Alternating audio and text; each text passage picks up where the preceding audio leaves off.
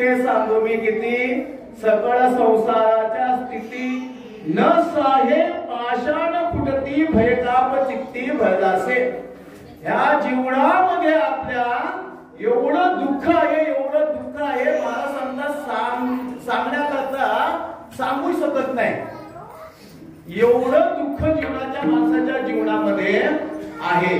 आणि म्हणून हे जे दुःख जे आहे, हे दुःखाची प्राप्ती जी होत असते ना, त्याच्याकरता ना बाबा सांगतात, केले कर्म झाले तेची भोग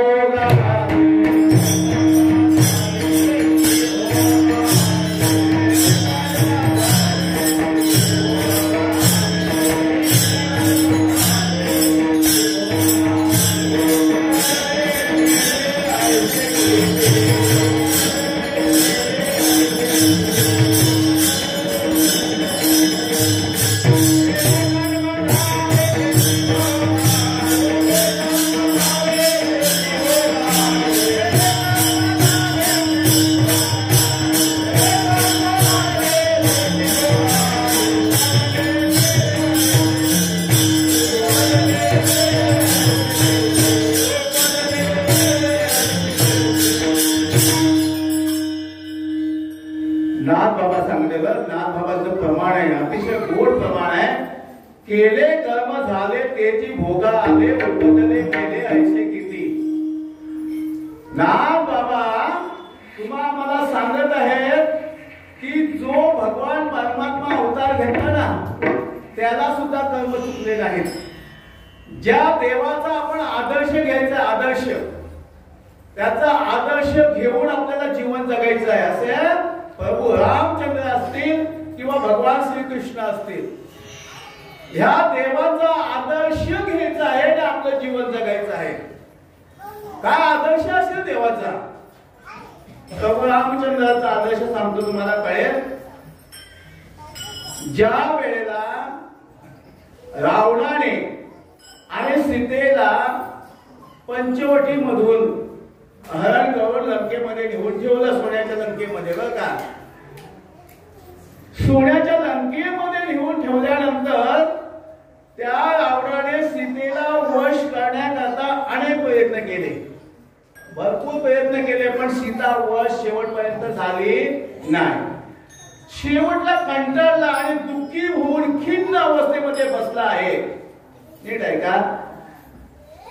आणि बसलेले असताना त्याची पतिव्रता स्त्री मंदोदरी त्याच्या जवळ आली. म्हणते, स्वामी असे तुम्ही का पण खिन्न अवस्थेमध्ये आहे, असं उदास अवस्थेमध्ये का आहात? म्हटले मंदोदरी म्हटले काय सांगू? म्हटले सांगा ना. अगं म्हटले, सीता ज्या वेळेला पहिल्या वेळेला तिला प्राप्त करून घेण्याकरता त्यावेळेला गेलो, त्यावेळेला उरावरती धनुष्य पडला आणि अपमानित होऊन मी परत आलो. पण आज ती सीता माझ्या हातामध्ये आहे. मग म्हटलं काय झालं? पण ती सीता वश होत नाहीये, काय करू मी? म्हणजे सोपा उपाय आहे. कोण सांगते? स्वतःची पत्नी पतिव्रता मंदोदरी सांगते आपल्या पतीला सीता वश कशी होईल याच्यामध्ये उपाय सांगते.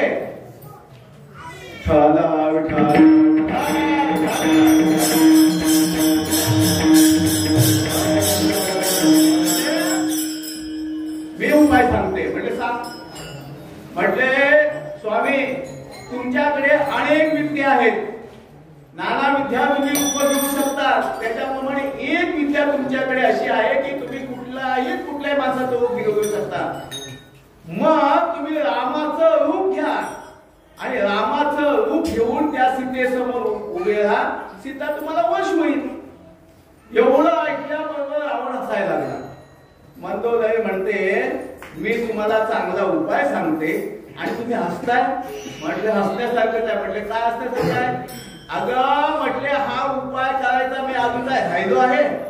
हा उपाय सुद्धा माझा झाला. मग झालं काय?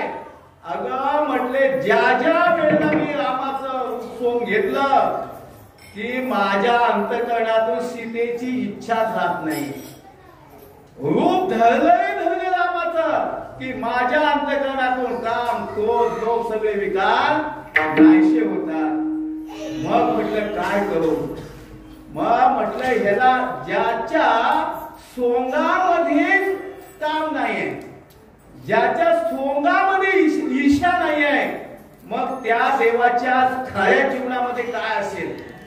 म्हणून तो आदर्श पुरुष, म्हणून प्रभू रामचंद्र आदर्श ठरले आणि त्या आदर्श जीवन जगणाऱ्याचीच दिव्य भव्य मंदिर होत असतात बरं का विठ्ठल.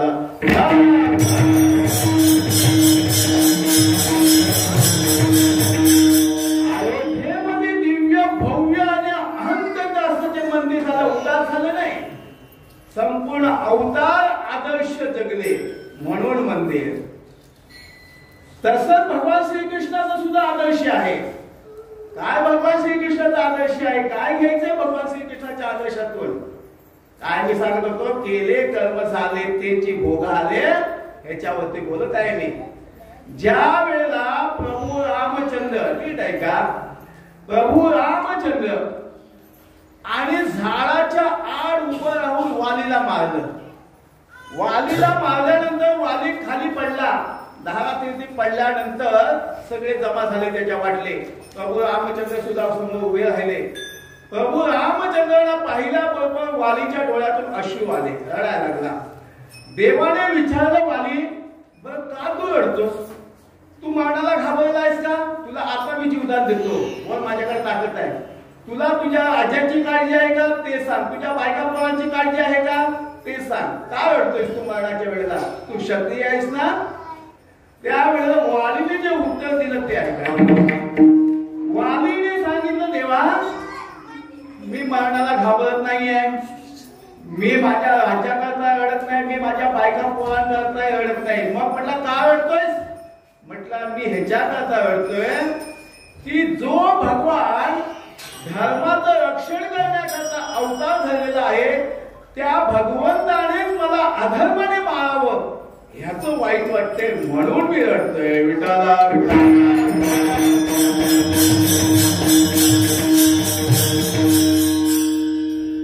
प्रभू रामचंद्राने उत्तर सुंदर दिलं त्याला. म्हटलं वाली आहे, तुझा शास्त्राचा अभ्यास फार चांगला आहे, बरीचशी कीर्तन प्रवचन ऐकलेली दिसते मला. पण वाली एक लक्षात ठेव, सुंदर घेण्यासारखं आहे बरं का, नुसतं ऐकून सोडू नका. भगवंताने सांगितलं, वाली ज्या आपल्या छोट्या भावाची पत्नी ही आपली मुलगी असते, आपली बहीण असते, आपली सून असते, आणि अशा आपल्या लेकी बहीण सून असणारी जी छोट्या भावाची पत्नी आहे, तिच्यावरती वाईट नजरेने जो कोणी बघेल त्याला कसंही मारलं तरी तो अधर्म घडत नाही. विठाला विठाला.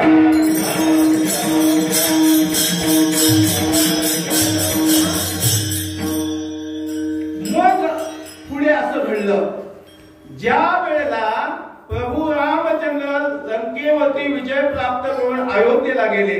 अयोध्येला गेल्यानंतर सर्वांना बक्षीस समारंभ ठेवला होता सगळ्यांना, आणि तो बक्षीस समारंभ देत असताना ज्या वेळेला वालीचा मुलगा अंगद समोर आला, त्या वेळेला अंगद म्हटला, देवा मला बक्षीस नको.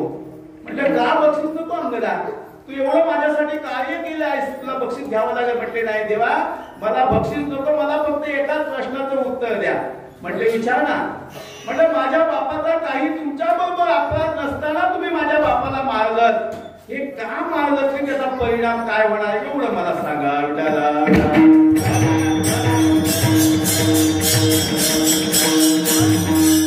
त्यावेळेला प्रभू रामचंद्राने सांगितलं, अंगदा ऐक, मी त्याला का मारलं तुझ्या बापाला. वालीला मी उत्तर दिलेलं आहे, सांगितलं आहे, पण त्याचा परिणाम मी तुला सांगतो. याचा परिणाम पुढच्या जन्मामध्ये मी श्रीकृष्ण अवतार घेणार आहे, आणि त्या अवतारामध्ये तुझा बाप वाली जरा नावाचा व्याध होणार आहे. जसं मी वालीला झाडाच्या आड उभं राहून मारलं ना, तसंच तुझा बाप जरा जो वाली होता तो जरा व्याध होणार आहे. तसंच तो झाडाचा आड उभा राहणार आहे. मी माझा अवतार संपवण्याच्या वेळेला मी झाडाखाली बसणार आहे, आणि त्या वेळेला तो तो बाण मारणार आहे आणि त्याच्या बाणाने मी माझा अवतार संपवणार आहे. विठ्ठला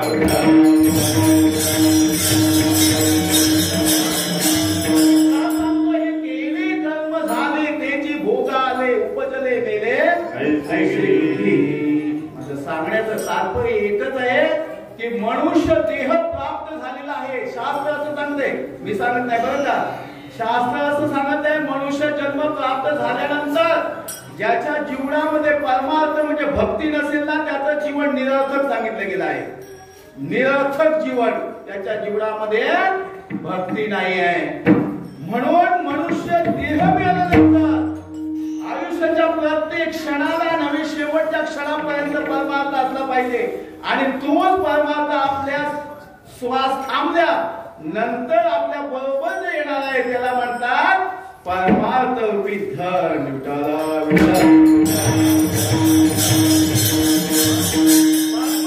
धनच आपल्या शेवटला येणार आहे. ते भगवान सांगतात, तुकोबा सांगतात परमार्थ महाधन जोडी देवाचे चरण वावया जतन हे उपाय लाभाचे. परमार्थ धन व्यवहारातील धन सांगू का? व्यवहारातील धन आपल्याला सुखाने जगून देत नाही आहे, शांतीने झोपून पण देत नाही. आज जीवनामध्ये प्रत्येकाच्या जीवनामध्ये जी बेचैनी आहे ना आणि हार्ट अटॅक जे येत ना त्याचा बहुतांश कारण हे जीवनातील व्यवहारातील धन आहे. महाराज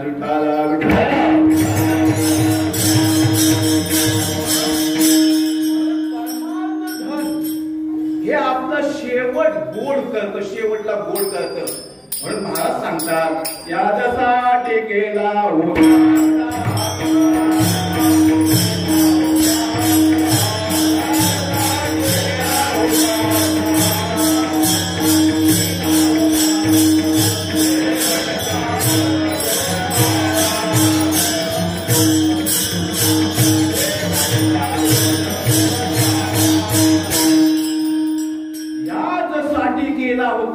शेवटचा दिवस गोड व्हावा. परमार्थ धन कितीही जरी तुम्ही कमवलात त्याची चोरी होत नाही, तो कोण घेत नाहीये आणि ते धन वाढत असतं, वाढत.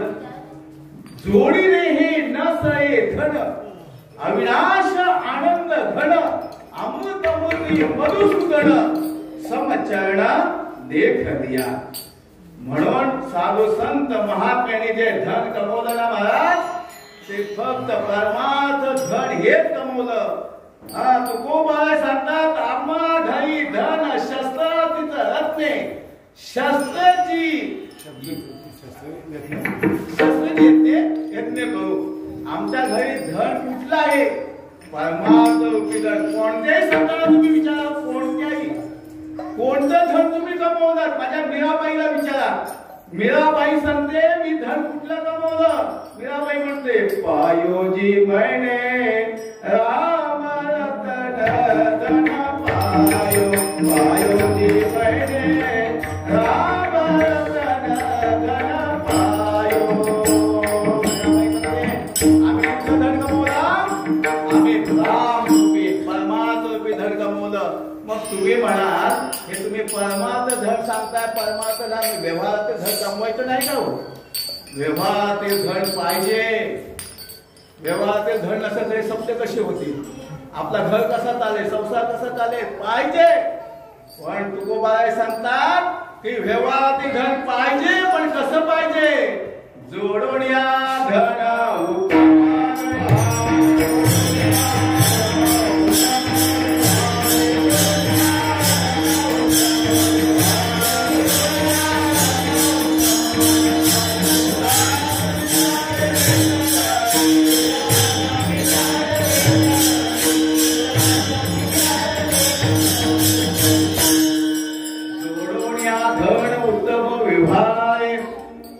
चांगल्या मार्गाने कमवलेलं धन तुमच्या कामाला येतं आणि तिने कमवलेलं धन आपल्या कामाला येत नाहीये. बर का? मला सांगा, एकाने 10 किलो सोनं जमा करून ठेवलं. 10 किलो घातले नाही, 10 किलो. पण तो मेल्यानंतर घरातली माणसं असं म्हणतात का हो, याने भरपूर सोनं कमवले, मुठभर सोनं याच्या बरोबर जाऊ दे म्हणतात का? तोलाभर तरी सोनं जाऊ दे नाही म्हणत. अहो, फार विचार करण्यासारखी गोष्ट आहे. काय संतांचं प्रमाण आहे. सोनं तर सोडाच, पण माणूस मेल्यानंतर महाराज सांगतात, मी सांगत नाहीये, बांधोड्या देती यमाच्या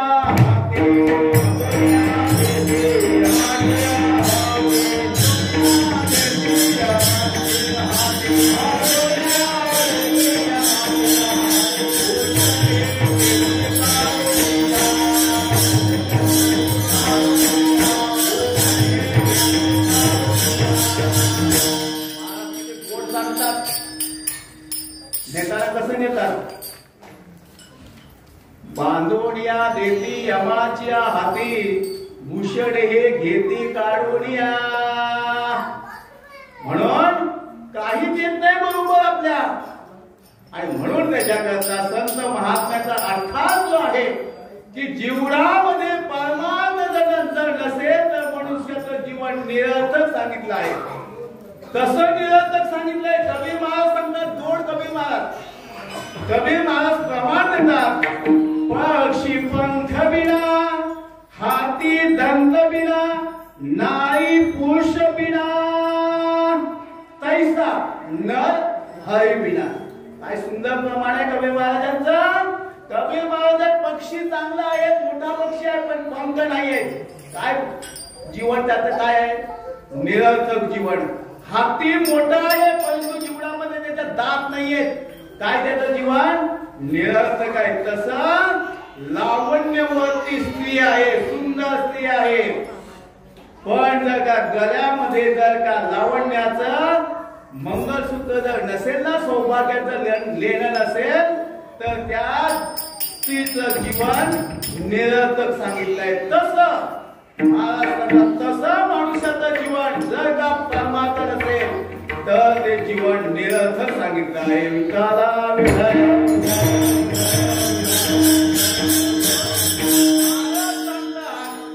की मनुष्य हा कितीही मोठा असू द्या, कितीही श्रीमंत असू द्या, हा कितीही गावामध्ये नाव लौकिक असू द्या, तालुक्यामध्ये त्याचं फार मोठं थोर पण असू द्या, पण जर का महाराजांचं प्रमाण आहे, जर का त्याच्या जीवनामध्ये सगळं आहे, श्रीमंती आहे, पैसा आहे, थोर पण आहे, नाव आहे, पण जीवनामध्ये भक्ती नाही, परमार्थ नाही, तर महाराज सांगतात काय थोर पण जा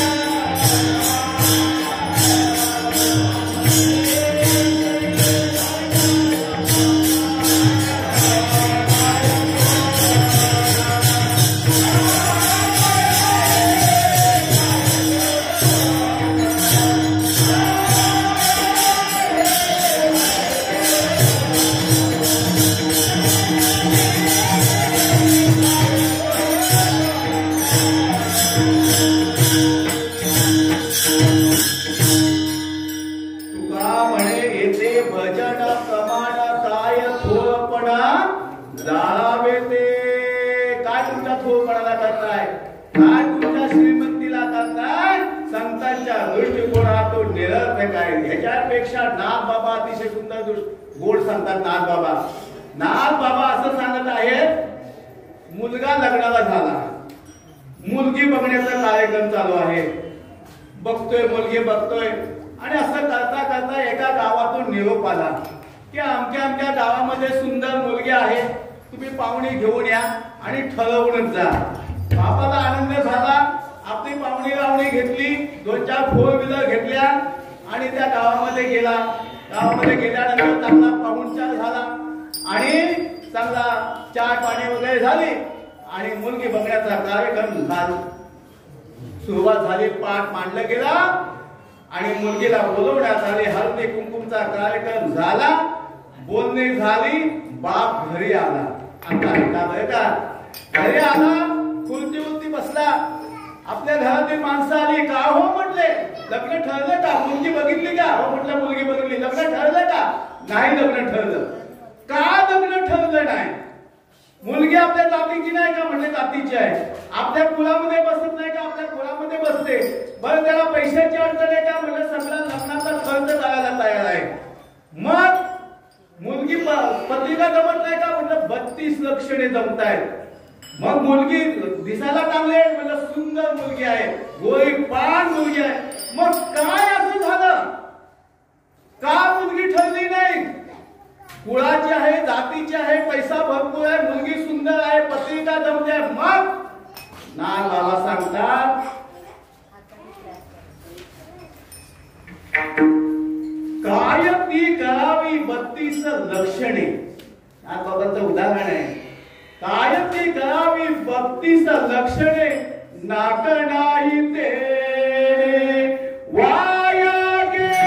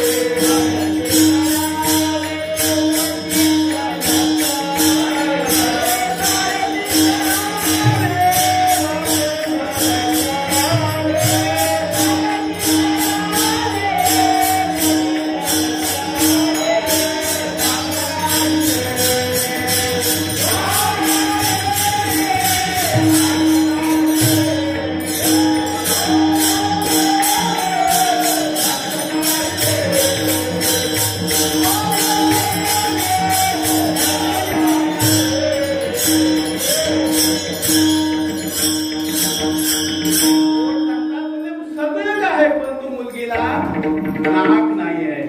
मग सगळं आहे पण मुलगीला जर नाक नसेल तर जसं तिचं जीवन निरर्थक काय तसं साधू संत सांगतात की परमार्थामध्ये मनुष्याच्या जीवनामध्ये परमार्थ म्हणजे भक्ती हे नाक आहे. आणि हे नाक नसेल ना तर मनुष्याचं जीवन व्यर्थ आहे. विठाला विठाल. दुसरा मुद्दा असा की मनुष्य कोणी असू दे, कोणी असू दे, मग तो गरीब असू दे, श्रीमंत असू दे, आमचा असू दे, तमचा असू दे, एक पायाचा 2 पायाचा, प्रत्येक जीव, प्रत्येकाला एका गोष्टीची आवश्यकता आहे ती म्हणजे सुख. सुख नको म्हणून कोण म्हणेल का? हो, एखाद्या वेळेस तुमचा देव आम्हाला नको अशी म्हणणारी माणसं आहेत. तुमचा देव तुम्ही बघून घ्या, तुमचं शास्त्र, तुमचं संत तुमच्याकडे ठेवा, पण सुख नको म्हणणारा असा मनुष्य नाही आहे. मग सुख जीवनामध्ये प्राप्त होत नाहीये.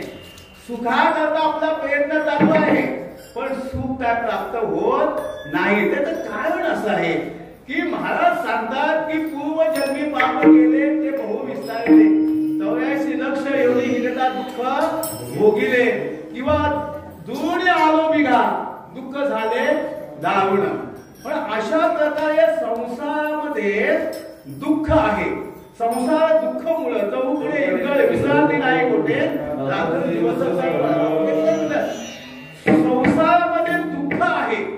आणि किती दुःख आहे तर त्या दुःखात आमचे ज्ञानोबा याचं संशोधन आहे. या संसारामध्ये दुःख किती आहे. ज्ञानोबा सांगतात मग लोके सुखाचे कहाणी ऐकी झेल कवणाचे श्रवणी कैसे सुखनिंदा अंतोणी इंगळाच्या. कोण दृष्टांत दिलाय ज्ञानोबाने की ह्या मृत्यू लोकांमध्ये सुखाची कहाणी मी सुखी आहे असे कोणी ऐकलंय का? कैसी सुखनिंद्रा अंथरुणी इंगळाच्या म्हणजे खैराच्या लाकडाचं सगळ्यांना माहिती आहे. खैराच्या लाकडाचे निखारे बनवायचे, निखारे, आणि ते निखारे बनवून त्या निखाऱ्यावरती झोपायचं. किती शांत झोप लागेल नाही का? गोड झोप लागेल, शांत एसी सारखं झोप लागेल त्याच्यावरती. तसं ज्ञानोबाचं सांगणं आहे की कैसी सुखनिंद्रा अंथरुणी इंगळाच्या. याच्या पुढे कबीर महाराज ह्याच्या पुढे जाऊन सांगतात. कबीर महाराज म्हणतात, जो देखे सो दुखिया पावा, सुखिया कोई नहीं रे.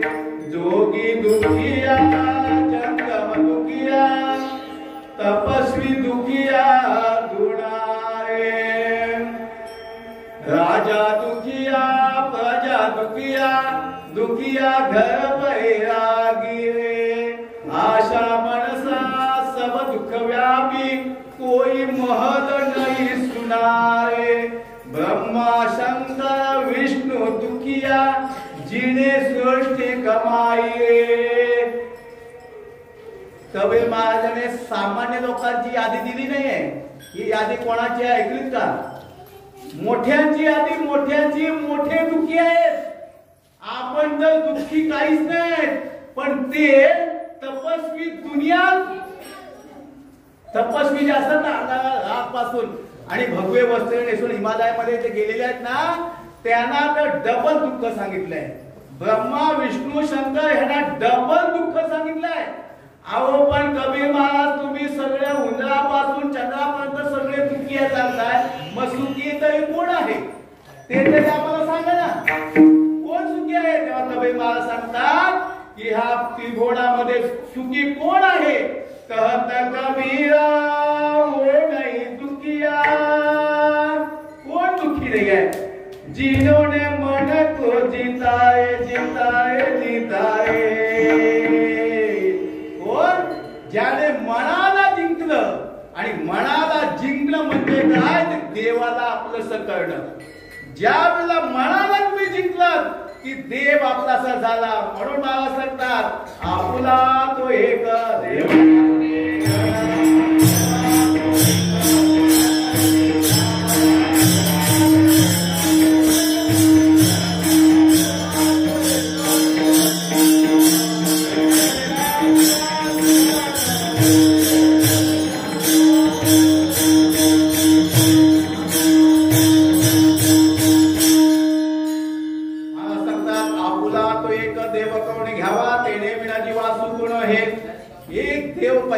करायचा आहे. भगवान परमात्म्याने अनंत अवतार धरले हे ठीक आहे. अवताराच्या राशी तो आहे ठीक आहे. पण ह्या सगळ्या अनंत अवतार जरी असला, अवताराच्या राशी जरी असला तरी भगवंताचं स्वरूप हे एकच आहे. आणि ते एक भगवान परमात्मा केल्याशिवाय सुखाची प्राप्ती होत नाही. पण आपण इथेच बसतो, इथेच आपला बसतो. आपण काय करतो? आपण आपला वार बदलला की देव बदलला नाही का? वार बदलला ना बदलला. सोमवार आला की आम्ही काय करतो? शिवभोळा चक्रवर्ती शिवनाम किंवा सर्वसामान्य भोळ्या शंकरा आपण तुला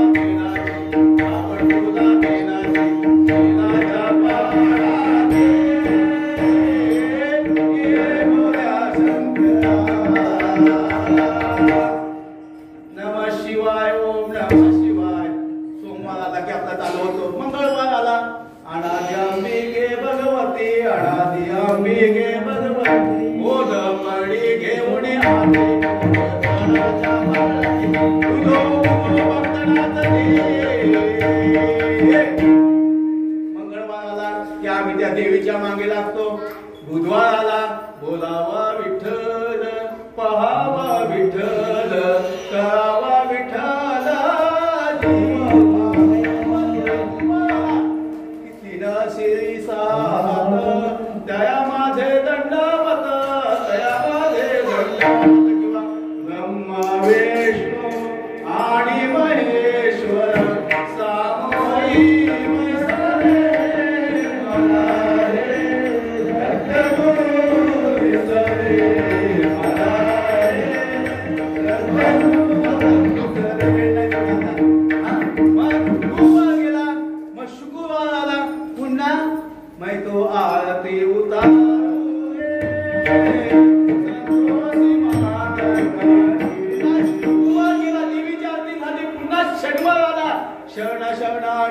सांगता तुम्हा जो कृपा श्री गुरुचरण सर्व पुस्तकाने भर जाई पवळ सुद्धा ते चालू होतं. पुन्हा शनिवार गेला, रविवार आला, रविवार आला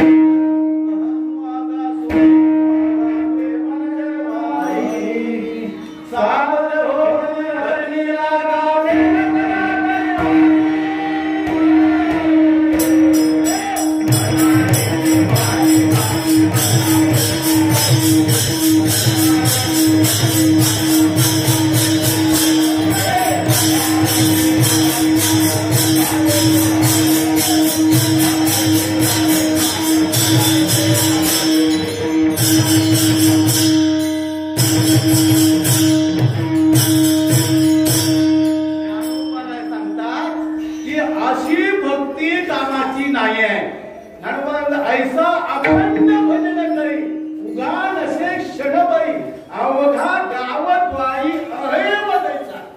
सुंदर प्रमाण ज्ञानोबाने दिले की अशी किती नाही अखंड भक्ती करा, त्या भक्तीची काही उपयोग नाही. मग भक्ती कशी असावी? ज्ञानोबा महाराज सांगतात पतिव्रते जैसा भ्रातार प्रमाण पतिव्रते जैसा भ्रातार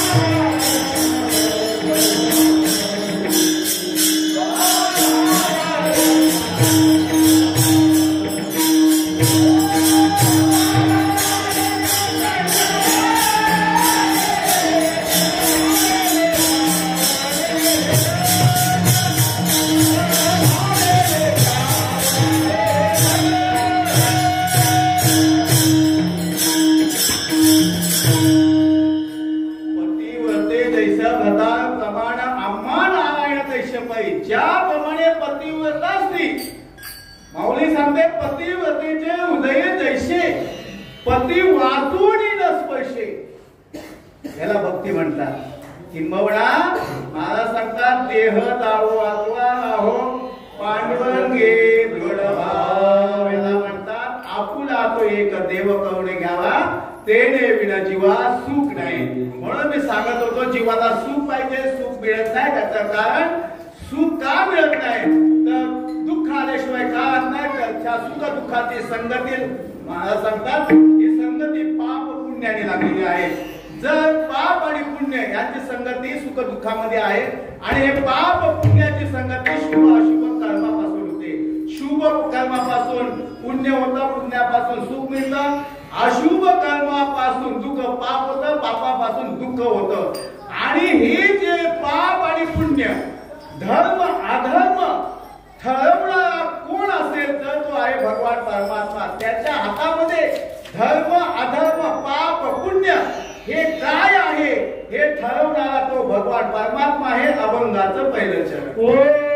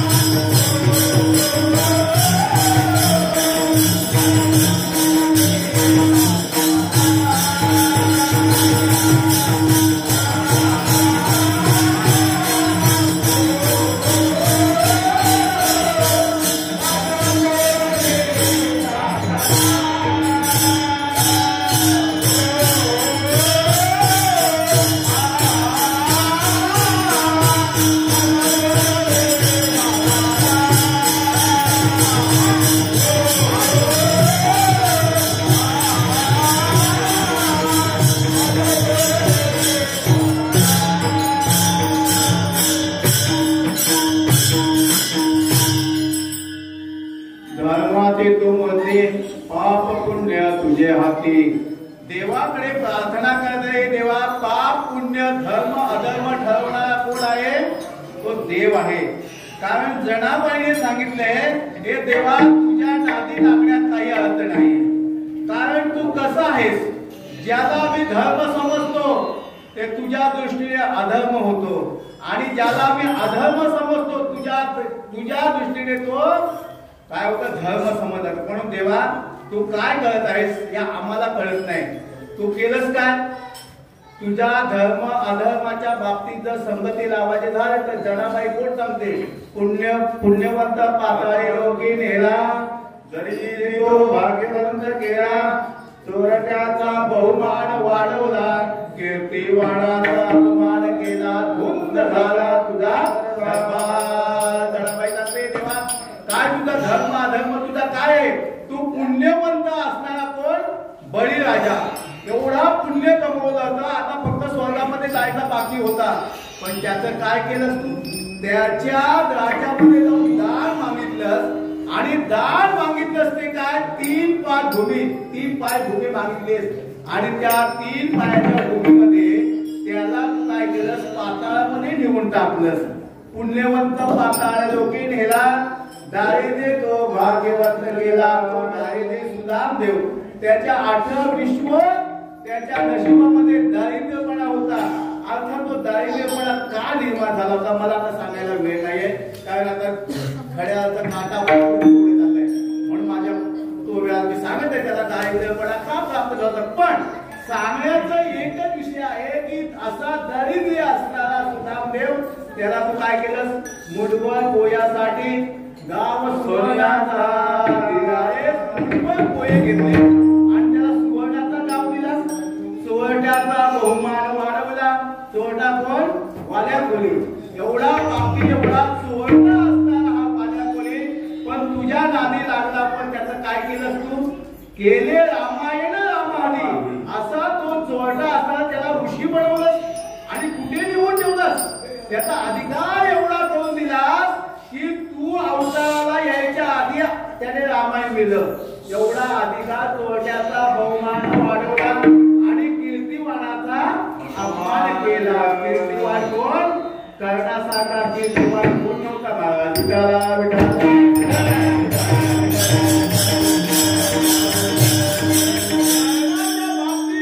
सांगितलं जातं महाराज.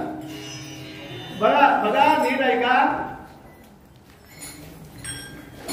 नुसती श्रीमंती असून उपयोग नाही बरं का.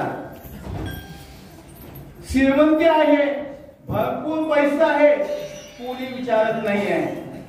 तुमच्या श्रीमंती बरोबर तुमच्याकडे जो परोपकार असेल तरच तुम्हाला किंमत आहे. नाहीतर तुमच्या श्रीमंतीला तुमच्या पैशाला कोण भीक घालत नाही. मला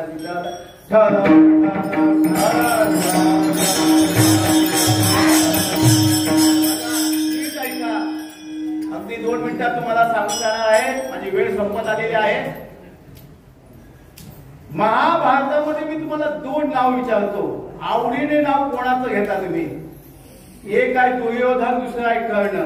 कोणाचं आवडीने नाव घेता तुम्ही? आवडीने नाव कोणाचं आपण घेतो? कर्णाचं नाव घेतो आवडीने. का? कर्ण हा दानशूर म्हणून प्रसिद्ध होता. दानशूर. आणि ह्या कर्णाने शेवटच्या क्षणापर्यंत दानशूरची त्याची वृत्ती होती ती कायमची ठेवली होती बरं का. ऐका, कर्ण आणि दुर्योधन राजा होता. अख्ख्या भारताचं राज्य होतं. कर्ण हा मुळात राजा नव्हता. कर्णाने त्याला राज्यपद दिलं होतं. कर्णाला त्याचा मित्र होता दुर्योधनाचा, आणि कर्ण आपल्या बाजूला बसतावं. आता त्या दुर्योधनाचा राजा असला आहे, कर्णाने त्याच्या बाजूला राजा बसावा लागतो. कोणीतरी बसू शकत नाही. मग आपल्या बाजूला कर्णाने बसावं म्हणून त्याला एका तुकडा देऊन जमिनीचा त्याला राजा बनवला होता. अंगदेशाचा राजा बनवला त्याला. पण या कर्णाची ख्याती अशी होती, कर्ण हा परोपकारी होता. किती परोपकारी असेल होतो? कर्णाला उगा दानशूर कोण म्हणत नाही. कोणी म्हणू दे, कुंती मातेने जरी सांगितलं तरी कर्ण दानशूर, कर्ण तू दानशूर आहे. मानवाने सुद्धा भगवान श्रीकृष्ण बोलते तरी कर्ण दानशूर, सगळ्यांनी दानशूर कर्ण म्हटले का? ते कर्ण एवढा दानशूर होता की एकदा त्याच्या राज्यामध्ये भरपूर पाऊस पडला आणि पाऊस पडल्यानंतर एका त्या गावची म्हातारी मेली. आता म्हातारी गेल्यानंतर त्याला जाळण्याकरता त्या ब्राह्मणाकडे सुकी लाकडं नव्हती. आता सुकी लाकडं धर्मराजाकडे आला. म्हणजे धर्मराजा, अरे बाबा म्हातारी मेली, त्याला जाळायचंय, पण सुका पाऊस पडतोय, सुका लाकूड नाही, काय कुठेतरी बंदोबस्त करा. धर्मराजाने आपल्या सेवकाला आज्ञा दिली, त्याला सुकी लाकडाचा बंदोबस्त करा. पण पाऊसच एवढा पडत होता की सुकी लाकडं नव्हती. त्याने काय सुकी लाकडं दिलेलं. तसा तो ब्राह्मण आला कर्णाकडे. कर्ण महाराज म्हणजे म्हातारी मेली आहे, जावं तर लागणारच आहे, पाऊस पडतो आहे, सुका लाकूड नाही, काय करू? म्हणजे सुका लाकूड नाही आहे. तसाच कर्ण आतमध्ये गेला महालामध्ये. त्याचा जो चंदनाचा पलंग, हा पलंग होता. सेवकाला सैनिकाला बोलवलं, तो पलंग खाली गेला आणि सांगितलं हा ह्याचे तुकडे तुकडे करा ह्या पलंगाचे, आणि ह्या ब्राह्मणाच्या बायकोला जाळण्याकरता ही चंदनाचं लाकड द्या. काय दानशूर असेल. अहो स्वतःची पत्नी देवीची पूजा करण्याकरता चाललेली आहे आणि तिने आपल्या अंगावरती सगळं सोनं नाणं घालून रथावरती बसते. एवढ्यात एक ब्राह्मण आला. कर्ण महाराज मुलीचं लग्न ठरलंय, हातामध्ये काही नाहीये, कशाने दागिना पडून काय करू? बस म्हणलं एवढंच. कर्ण धावत गेला. ज्या रथावरती बायको स्वतःची बसली होती त्याच्या बायकोच्या गळ्यामध्ये जेवढं सोनं नाणं दागिने होतं सगळं ते सगळं काढलं, हातामध्ये घेतलं. म्हटले ब्राह्मण बाबा घ्या, आपल्या मुलीचं लग्न करा. काय उदार असेल. म्हणून कर्ण किती झाला तरी उदार होता, पण त्या कर्णाला सुद्धा तू सोडलंच नाही. मी काय सांगतोय, धर्माधर्माचं सांगतोय, त्या कर्णाला तू सोडलंच नाहीस. काय केलं कर्णाच्या बाबतीत तू? ज्या वेळेला अर्जुन आणि कर्णाचं महाभारतामध्ये युद्ध चालू आहे आणि युद्ध चालू असताना महाराज कर्णाने बाण मारल्यानंतर अर्जुनाचा रथ एक हात मागे जात होता. अर्जुनाने बाण मारल्यानंतर कर्णाचा रथ 10 फूट मागे जात होता. पण अर्जुनाचा रथ मागे गेला रे गेला की देव टाळ्या वाजवायचा. म्हटले वा कर्णा वा, काय ताकद तुझ्यामध्ये आहे. अर्जुन म्हणते देवाने काय पक्ष बदलला की काय? माझ्या रथावरती बसलाय आणि वावा कर्णाची करतोय, म्हणजे देवा काय पक्ष बदली गेला की काय? म्हटले का बाबा असं बोलतोय? अहो मी बाण मारल्यानंतर कर्णाचा रथ 10 फूट मागे जातोय, माझी वाहवा करत नाही, आणि कर्णाने बाण मारल्यानंतर तो थोडासा मागे जातोय माझा रथ, तर त्याची वाहवा करतोय. अर्जुना तुला कसं कळत नाही? तुला कळतंय का तुझ्या रथावरती कोण आहे? अरे साक्षात अखंड ब्रह्मांड पण भगवान परमात्मा तुझ्या रथावरती बसलाय. आणि ध्वजस्तंभावरील वानर, ध्वजस्तंभावरील साक्षात भगवान शंकर बसलेत आणि मी आहे, तरी सुद्धा भारत मागे घालतोय. याचा अर्थ कर्ण किती बहादर असेल.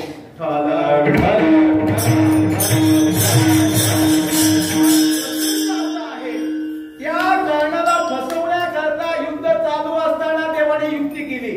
काय युक्ती केली? पहिली युक्ती केली ती त्या कर्णाचा रथाचं चाक जमिनीमध्ये गाडून टाकलं.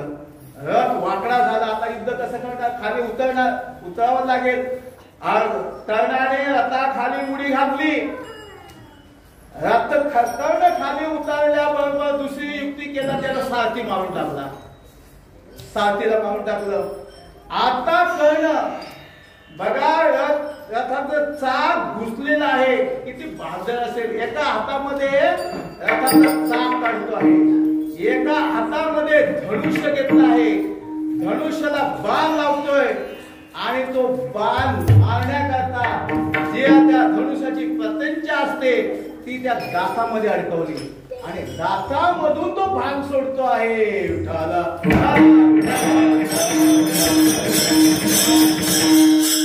भगवान श्रीकृष्णाने विचार केला की ह्याचे दात पाडले पाहिजे. पहिले दात पाडल्याशिवाय हा युद्ध करायचा थांबणार, बाण सोडायचा थांबणार नाहीये. म्हणजे पहिले ह्याचे दात पाडले पाहिजे.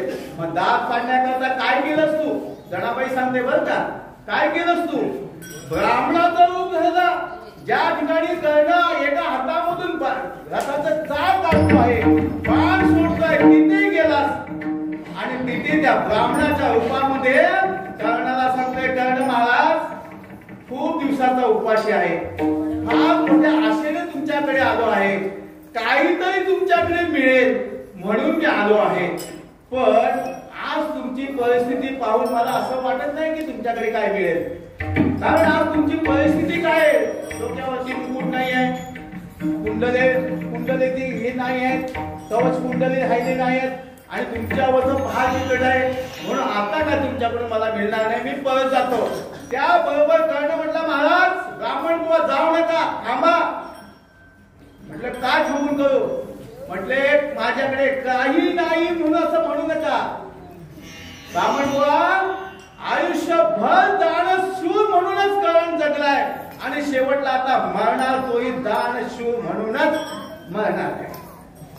काय स्थिती असेल. आणि त्या वेळेला सांगितलं, ब्राह्मण बुवा माझ्याकडे आता तर काय नाही, पण माझे दात सोन्याचे आहेत, जा दगड घेऊन या आणि माझे दात पाडा आणि ते घेऊन जा. विठाला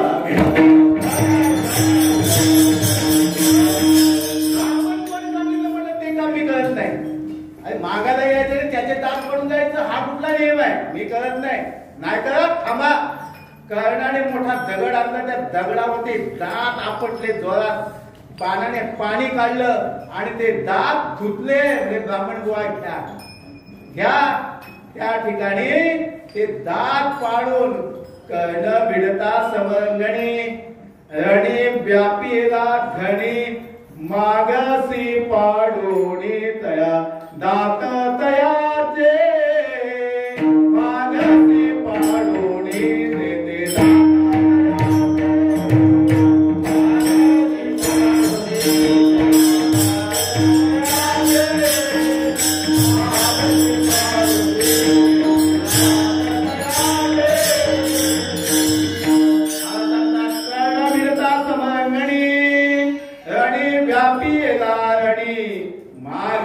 पाडोणी घेसी दात तयाचे. म्हणून तू कसा आहेस, तुझ्या ठिकाणी धर्म अधर्म देवा नाहीये. म्हणून जनाबाई देवाला सांगते, देवा तू कसा आहेस, तू तुझ्या दरबारामध्ये दये नाहीये, काही कायदा नाहीये. आणि म्हणून देवाकडे विनंती करत आहे की देवा तू या धर्म अधर्माचा मालक तू आहेस आणि तू असल्या कारणाने पाप पुण्य जे आहे हे पाप पुण्य तुझ्याकडूनच होणार आहेत. म्हणून आम्ही जे करतो, काय करतो, आम्ही कुठलेही कार्य करू त्याच्यामध्ये पुण्य होईल असं सांगता येत नाही. एक महात्मा बसला होता झाडाखाली आणि महात्मा बराच वेळ तपश्चर्या बराच वर्ष करत होता आणि तपश्चर्या करता करता सुकला होता, पुरा हाडाची काळे झाली होती आणि येणारा जाणारा पाया पडून जात होता. पण काही बाया बाजाराला गेल्या होत्या, येते वेळी तेल आणलं होतं, त्या बायकांना आली जायला म्हणजे हा म्हातारा बऱ्याच वर्षापासून इथे तपश्चर्या करताय पण सगळा सुकलाय, त्याच्या अंग सुकलाय, आपण असं करूया, आपल्याकडे तेल आहे, आपण जरा तेलाने त्याची मालिश करूया. म्हणून त्या बायकांनी काय केलं, तेल घेतला, चांगलं राईचं तेल आणलं होतं, युपीकडची गोष्ट आहे ती. राईचं तेल होतं, सगळ्या अंगाला तेल लावला, खालपासून केसापासून त्याच्या पायापर्यंत तेल लावल्या. बाया त्या निघून गेला. काम काय केलं होतं त्याने, चांगलं केलं होतं की नाही, पुण्याचं काम होतं की नाही, पण परिणाम काय झाला, त्या बायका गेल्या त्या झाडाच्या जेवढ्या मुंग्या होत्या त्या मुंग्या त्याच्यावरती चढल्या आणि डसायला लागल्या. त्याला त्रास होऊ लागला, मला त्रास होऊ लागला. पण त्याच वेळेला काही पाचड पोरं ऊस खात खात चालली होती, ऊस, आणि ते ऊस खात खात आले असं म्हटलं, हाताला येडा कुठला म्हातारा बसलाय खाली तिथे, सोम करतो आहे म्हणून ते ऊस खायचे त्याच्यावरती फेकायचे, ऊस खायचे त्याच्यावरती फेकायचे. चांगलं काम केलं होतं का त्याने, पाप दृष्टीने त्याने केलं होतं. पण परिणाम काय झाला, जेवढी उसळ त्या टाकली होती तेवढ्या त्यांच्या अंगावरच्या मुंग्या उतरल्या आणि त्या उसाच्या चिंपाटाला जाऊन बसल्या महाराज. म्हणून पाप आणि पुण्य हे आपण ठरवू शकत नाहीये. पाप पुण्य ठरवणारा भगवान परमात्मा आहे आणि भगवान परमात्मा ठरवणारा त्याच्याच हातामध्ये सगळं आहे. म्हणून पाप भगवानला सांगतात की देवा मज सोडवे दाता कर्मापासून दुसरा विठोबा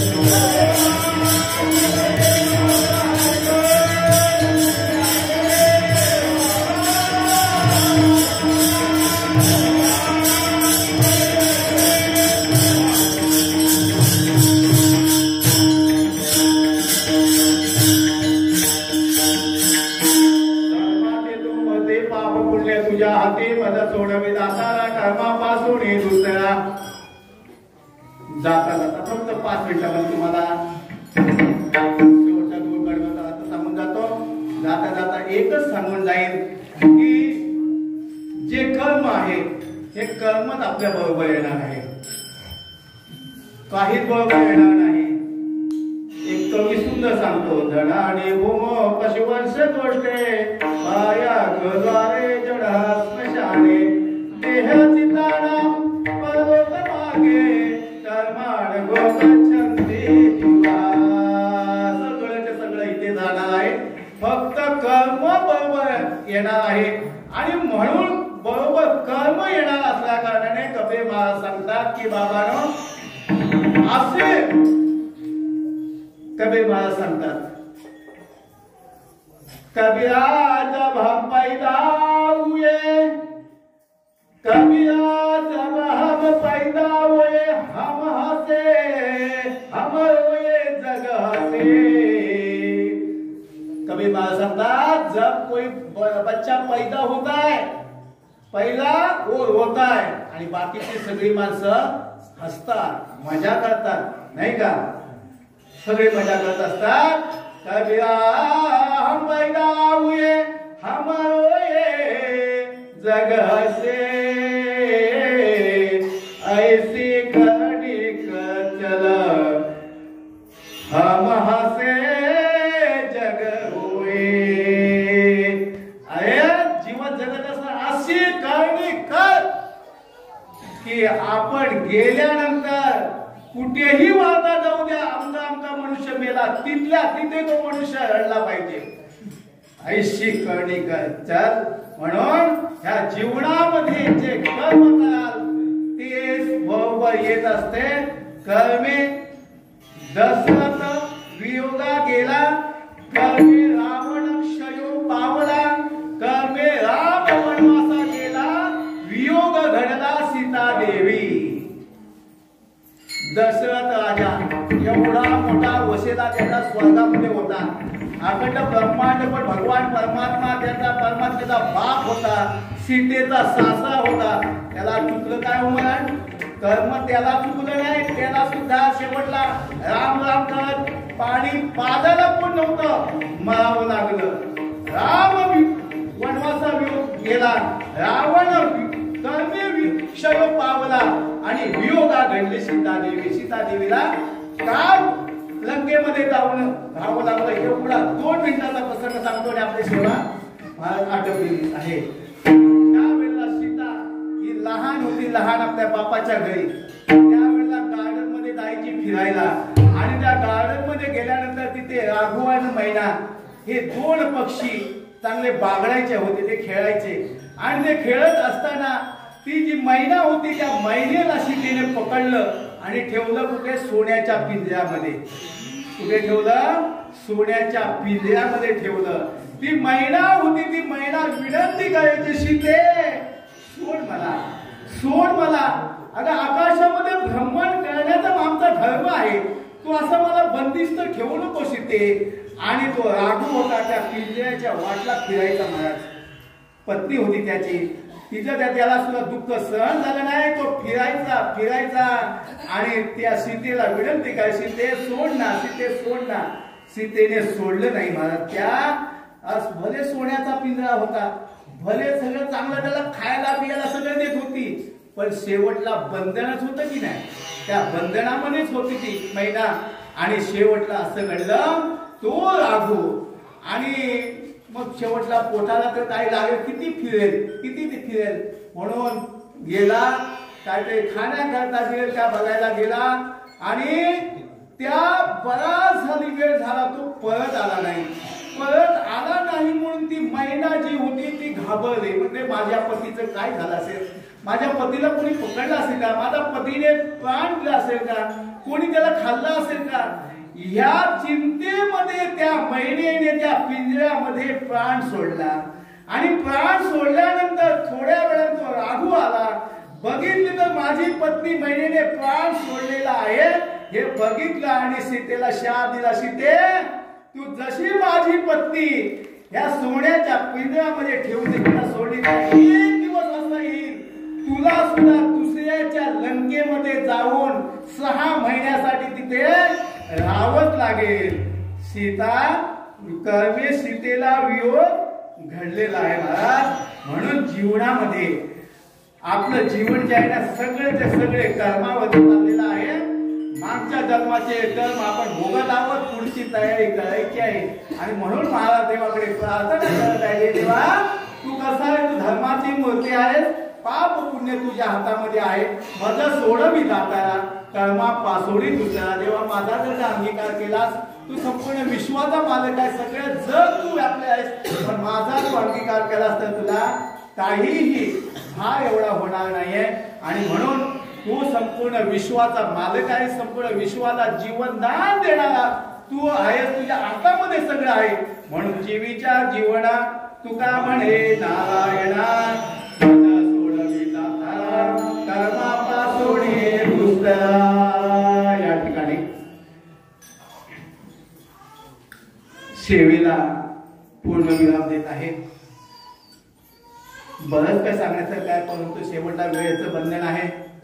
जर का वेळेच्या पुढे गेलो तर आमच्या महाराज म्हणते पुढच्या वर्षी भागावकर भाईंद्याच्या भागावकराला बोलवू नका, कारण आपल्या वेळेच्या बाहेर जातात ते. म्हणून या ठिकाणी जे काही वेळे वाकडे होत आणि आपल्या जीवनाला अनुसरून जे आहे तेवढंच मी सांगितलंय, त्याच्या पलीकडे काही सांगितलेलं नाही. कारण खूप विनंती करत आहे, देवाकडे प्रार्थना करत आहे, ते प्रार्थनेचा विषयच तुमच्या पुढे मांडलेला आहे. देवा म्हणून धर्माचे तो मजे पाप पुण्य तुझ्या ते मज सोडवी जाताना कर्मापासून हे दुसरा. ज्ञानेश्वर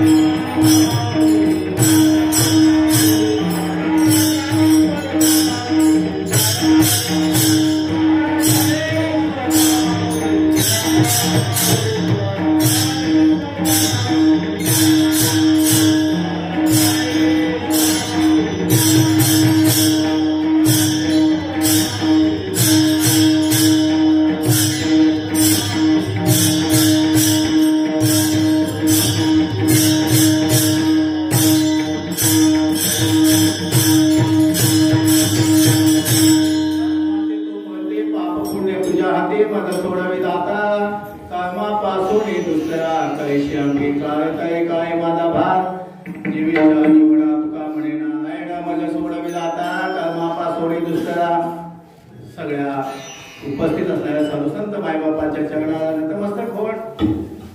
या अभंगाचा अर्थ असाच आहे असा माझा दावा नाही बरं का, हा वेगळा अर्थ आहे. पण थोडक्यामध्ये तुम्हाला समजवण्याचा प्रयत्न केलेला आहे. जे काही चांगलं असेल ते माझे गुरुवर्य गोपाल बाबा बाजे यांच्या कृपेतून मिळालेलं आहे.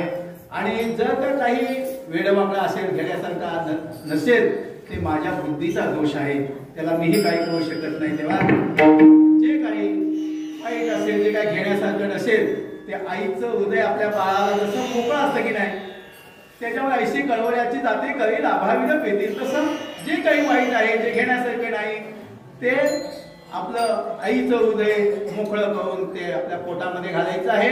आणि या ठिकाणी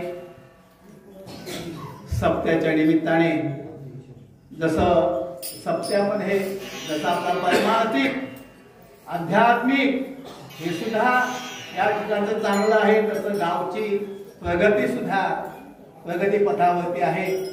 फार चांगले चांगले कामं चाललेले आहेत, सुधारणा चाललेल्या आहेत. कार्यकर्त्यांची मेहनत, मुंबईचे कार्यकर्ते, गावचे कार्यकर्ते, ह्या सगळ्यांच्या मेहनतीने आणि चांगले आता गावामध्ये पाखाड्या वगैरे सगळ्या चालल्या. आता मला वाटतं खालची सुद्धा पाखाडीचं काम चाललेलं आहे ना. म्हणजे एकंदर बघितलं तर फार सुंदर असं गावाची प्रगती होत आहे. सगळ्या कार्यकर्त्यांना अगदी मुंबईपासून ग्रामस्थापासून सगळ्यांना मी माझ्या कीर्तनातून आणि त्यांचं अभिनंदन करेन, त्यांना खूप खूप शुभेच्छा देईन की असंच आपण सामाजिक कार्य, असंच राजनैतिक कार्य आणि असंच परमार्थिक कार्य तुमच्याकडून होत राहो, एवढीच इच्छा देवाकडे विनंती करत आहे. आणि माझ्या वाणीला पूर्ण विराम देत आहे.